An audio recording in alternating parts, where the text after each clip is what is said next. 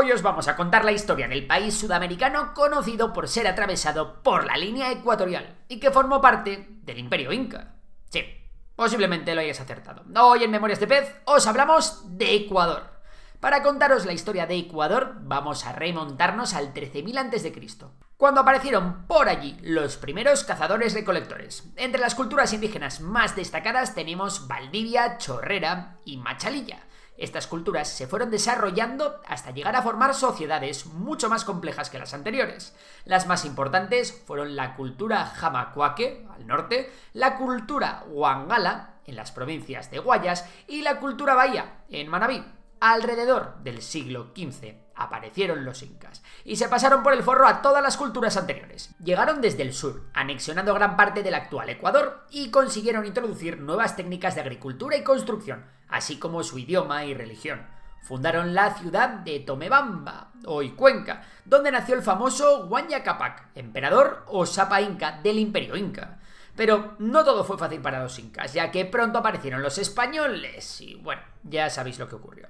Si queréis saber más, os recordamos que hay un vídeo en el canal donde os contamos todo sobre el Imperio Inca. Los españoles avistaron por primera vez la costa de Ecuador en el 1526 y pronto volverían para conquistarlo. Cuando llegaron, el Imperio Inca estaba sumido en una guerra civil entre los hijos de Huayna Cápac, Huáscar y Atahualpa, quienes luchaban por ponerse la corona en la cabeza. Atahualpa venció, y cuando se dirigía hacia Cuzco para proclamarse inca, fue emboscado por el español Francisco Pizarro. A pesar de pagar un rescate considerable en oro y plata, Atahualpa fue asesinado. De nada le había servido derrotar a su hermano. La búsqueda del tesoro de Atahualpa motivó la conquista española de los Andes septentrionales, gracias a las expediciones de Pedro de Alvarado y Sebastián de Benalcázar. A partir de aquí se empezó la colonización del futuro Ecuador, cuya población indígena había sido mermada. En gran medida esto se debió a las enfermedades traídas por los españoles, especialmente la viruela, que causaron muchas más muertes entre los nativos que los propios soldados. Sin resistencia, los españoles se convirtieron poco a poco en dueños de grandes haciendas trabajadas por los nativos. En 1563 se estableció la Real Audiencia de Quito como una entidad administrativa del Imperio Español dentro del Virreinato de Perú, lo que marcó el inicio de una estructura colonial en la región de lo que hoy es Ecuador. Durante los años siguientes sucedieron varias rebeliones indígenas, como la de los encomenderos, que fue fuertemente sofocada por las autoridades coloniales, y ahora pegamos un buen salto en el tiempo hasta principios del siglo XIX. Por aquel entonces en Quito surgió entre los criollos, que eran los descendientes de los europeos nacidos en los territorios americanos, la idea de crear un gobierno autónomo o incluso independiente. ¿Y por qué? Bueno, primero por las ideas de Eugenio Espejo, que promovían la reforma social y la educación y criticaban la corrupción y el despotismo colonial. Por la influencia de la Declaración de la Independencia de los Estados Unidos y la Revolución Francesa, también por la visita de los geodésicos franceses que difundieron las ideas ilustradas, y todo esto por no hablar del alto nivel de empobrecimiento que había en la región, y también por el crecimiento de los sentimientos nacionalistas entre los criollos.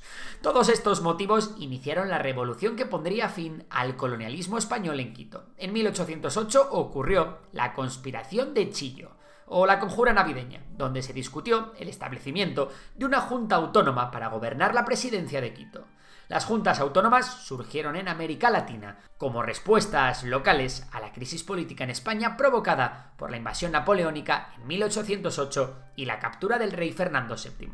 Tras una primera junta que no fructificó, otra segunda junta desencadenó la declaración de desobediencia al Virreinato de Nueva Granada. Todo esto ocurriría en el mismo momento en el que España se redactó la primera Constitución de 1812, que otorgó representación a los territorios de ultramar en las Cortes, permitiendo la participación de diputados de América Latina en el proceso legislativo español. Por otro lado, un segundo movimiento independentista se inició en 1820. Guayaquil, que antes había luchado contra la independencia de Quito, se independizó gracias a José Joaquín de Olmedo. Sin embargo, los pueblos de Quito y Cuenca continuaron bajo dominio español, lo que llevó a Olmedo a crear la División Protectora de Quito para velar por la seguridad de Guayaquil y liberar la Real Audiencia de Quito. Tras las derrotas en la primera batalla de Huachi y la batalla de Tanizagua, José Joaquín Olmedo pidió ayuda a la Gran Colombia y a Simón Bolívar, el famoso libertador. Este último envió a su mejor general, Antonio José de Sucre. En 1822, Sucre y sus fuerzas ascendieron el volcán Pichincha durante la noche y al amanecer atacaron a las tropas realistas. La batalla de Pichincha fue muy intensa, pero finalmente los patriotas lograron vencer a los realistas. Después de la batalla, Ecuador se unió a la Gran Colombia, pero no sería por mucho tiempo. Resulta que Ecuador tenía una identidad política y cultural muy propia, así que solo 8 años después de la batalla de Pichincha se terminaría por fundar la República de Ecuador. La fundación de este estado no implicó en ningún momento una guerra directa con la Gran Colombia, aunque sí que hubo cierta resistencia. El general José Flores fue nombrado jefe supremo del gobierno y creó una asamblea constituyente. En 1830 y 1835 se redactaron la primera y la segunda constitución de Ecuador respectivamente. El segundo mandato de Flores estuvo lleno de problemas. Se intentó realizar una nueva constitución en 1843, que solo tenía por objetivo extender el mandato de Flores, y fue rechazada por la ciudadanía. La represión provocó un alzamiento de la oposición y los movimientos liderados por Vicente Ramón Roca, José Joaquín de Olmedo, el de la independencia de Guayaquil, y Diego Noboa, culminaron en la Revolución Marxista, que dejó fuera del tablero a Flores. El gobierno provisional convocó una asamblea constituyente para redactar una cuarta constitución, y Roca, líder de la oposición, fue elegido presidente por la asamblea. En esta cuarta constitución se añadió un nuevo sistema para escoger al presidente. Consistía en lo que todos conocemos como un parlamento, formado por 300 electores de los distintos departamentos de Ecuador que elegían al presidente. Esto limitaba los poderes del Ejecutivo. Más adelante, en 1852, también se aboliría la esclavitud en el país. Y como no, se redactaría una quinta constitución. Bueno, de hecho, dos, la quinta y la sexta. Una en el 51 y otra en el 52. Anda que no les gusta a los ecuatorianos esto de las constituciones. En 1856 llegó al poder Francisco Robles, y uno de los hechos más destacables de su mandato fue la firma del contrato Icaza-Pritchett, por el que se abolió la deuda que tenían con Reino Unido. También ocurrió en este momento uno de los principales duelos históricos con el vecino y rival, Perú. Con un historial de disputas territoriales no resueltas, Perú decidió bloquear navalmente el puerto de Guayaquil para darle una tortita en la cara a Ecuador. Así la inestabilidad llegó a Ecuador de la mano de la escasez y del aumento de los precios, lo que hizo que la tensión política terminase con la renuncia del presidente Robles. Tras esto, se terminaron por formar dos jefaturas supremas, o mejor dicho, dictaduras, la de Franco Herrera en Guayaquil y la de García Moreno en Quito. García Moreno negoció con Ramón Castilla, el presidente de Perú, para evitar cualquier conflicto y aliviar así las tensiones entre ambos países, pero la falta de un acuerdo llevó a Castilla a pactar con Franco Herrera. Al enterarse de que los otros dos le habían hecho la cama, García Moreno preparó al ejército en Quito para enfrentarse contra el jefe supremo de Guayaquil. La victoria del ejército de García Moreno en la batalla de Guayaquil trajo de nuevo la estabilidad al país. García Moreno cambiaría la bandera bicolor impuesta en la revolución marxista por la bandera tricolor, amarillo, azul y rojo, y convocó una asamblea constituyente. Elegido como presidente, su gobierno estuvo marcado por una constante agitación política, pero, pese a eso, consiguió impulsar obras viales, educativas y económicas. ¿Y adivináis qué?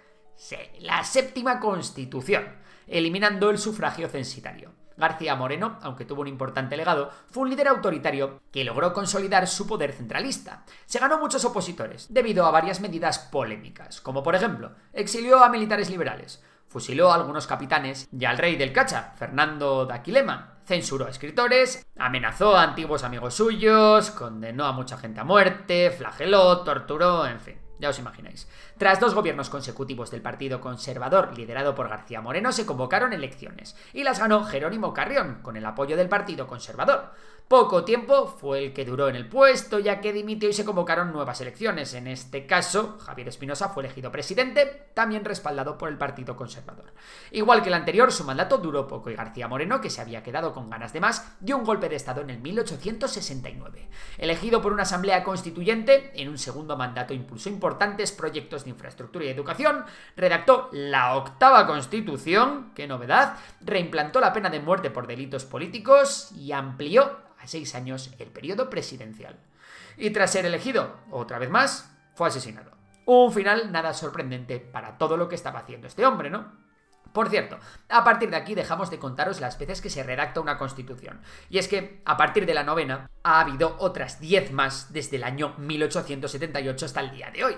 En los años posteriores, Ecuador entró en una fase de inestabilidad. Borrero, mano derecha de García Moreno, fue derrocado por el general Ignacio de Vientimilla, quien instauró una dictadura. Tras la caída de Vientimilla, se formó un gobierno de coalición entre conservadores, liberales y progresistas, logrando un periodo de relativa estabilidad, presidido por José Plácido Camaño. A Camaño le siguió Antonio Flores Gijón y luego Luis Cordero Crespo. Y durante el mandato de este último ocurrió una cosa muy curiosa, un escándalo conocido como la venta de la bandera, en el que el gobierno permitió que mercenarios chilenos, contratados por Japón para la Primera Guerra Sino-Japonesa, usasen la bandera ecuatoriana para eludir restricciones internacionales. Más adelante, con Eloy Alfaro, conocido como el viejo luchador, comenzaría una revolución liberal y laica, y también se llevaría a cabo un hito importantísimo, la construcción del ferrocarril Guayaquil-Quito. Su gobierno sentó las bases de un Ecuador más moderno y progresista. Tras su muerte, Ecuador entró en una fase de inflación que llevó a la Revolución Juliana, liderada por jóvenes militares. Terminaría en el poder Isidro Ayora, quien implementó reformas económicas, reorganizó el sistema bancario y aduanero y estableció el Banco Central de Ecuador. Pero sería el siguiente mandatario, José María Velasco Ibarra, el que revolucionó la política ecuatoriana. Este carismático líder tuvo 5 mandatos distintos desde 1930 hasta 1970 y su legado dejó enormes obras de infraestructura y mejoras en la educación, pero también algunos episodios de inestabilidad y conflictos con el Congreso. Claro, son 40 años. Fue derrocado en distintas ocasiones y su último mandato terminó con una dictadura militar de 7 años. En 1978 se aprobó una nueva constitución. Perdón, os habíamos dicho que no os íbamos a hablar más de constituciones, pero esta restauró la democracia y estableció un marco para los derechos humanos y el Estado de Derecho. El primer presidente tras la dictadura, Jaime Roldós, impulsó políticas de derechos humanos y luchó contra la corrupción, pero su mandato se truncó por su trágica muerte en un accidente aéreo en 1981. Y tras él ha habido un montón de presidentes democráticos. Osvaldo Hurtado Larrea, León Febres Cordero, Rodrigo Borja Ceballos, Sixto Durán Ballén, Abdalá Bucaram, Jamil Muhuad, Lucio Gutiérrez, Alfredo Palacio y aunque ha habido muchos, sí que nos parece imprescindible hablar de los siguientes. El primero es Rafael Correa, quien ganó las elecciones presidenciales de 2006 y fue reelegido hasta las elecciones de 2013. Correa es sin duda uno de los presidentes más influyentes de las últimas décadas gracias a un gobierno de izquierdas en el que implementó la Revolución Ciudadana. Lo cierto es que fue un presidente muy querido por las clases populares, pero su final fue bastante triste, condenado a prisión por corrupción. A día de hoy todavía hay esfuerzos por parte de Ecuador para llevar a Correa ante la justicia otra vez. Otro presidente muy conocido fue Lenín Moreno, candidato del partido Alianza País de Correa, que ya se había retirado para entonces. Lenín Moreno ganó las elecciones presidenciales de 2017. El problema con Lenín Moreno es que tras ganar las elecciones cambió su postura política, alejándose del legado izquierdista de Correa y adoptando políticas más centristas y neoliberales. Lo más destacable de su gobierno, la crisis de seguridad de Ecuador. Esta crisis no fue más que el aumento del número de asesinatos producto del conflicto entre organizaciones criminales con conexiones con el narcotráfico. Y por último debemos hablar del actual presidente Daniel Noboa, un hombre que ha de enfrentarse con un Ecuador en una crisis de seguridad tremenda. En los hombros de Daniel Noboa es donde recae ahora mismo el peso político de la historia de un país en el que la inestabilidad ha sido el pan de cada día desde hace mucho tiempo. Y hasta aquí el vídeo de hoy. ¿De qué país os gustaría que habláramos en el próximo vídeo? Bueno, si te ha gustado, dale a like, compártelo y también recuerda que tenemos en la cumbre ya disponible nuestro curso de geopolítica. Os dejo el link en la descripción. Por lo demás, un saludo y hasta la próxima.